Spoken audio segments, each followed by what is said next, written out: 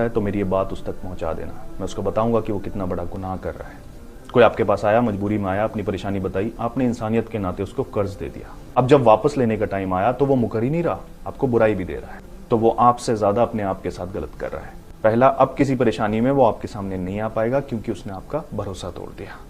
दूसरा, वो हर एक उस इंसान का गुनहगार है जिसकी आप फ्यूचर में मदद करने वाले थे, लेकिन क्योंकि उसने एहसास दिला दिया कि जिसकी मदद करो वही बुराई देता है, आप किसी की मदद नहीं करोगे, तो वो हर एक उस इंसान का गुनहगार है जिसको सच में मदद की जरूरत थी और आपने नहीं की उसकी वजह से। तीसरा और सबसे जरूरी, जिंदगी का कुछ नहीं पता कब धोखा दे जाए, और अगर किसी का कर्ज हम अपने ऊपर लेकर इस दुनिया से चले गए तो कौन भुगताएगा?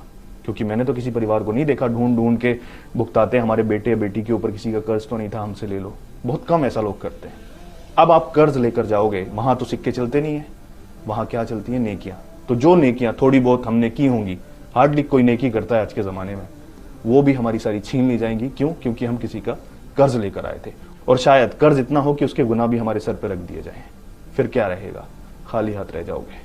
इसलिए अगर किसी का कर्ज लिया है तो वापस दे दो, अगर नहीं है तो सच्चा वादा कर लो, क्योंकि यहां अगर नहीं दोगे तो वहां देना पड़ेगा।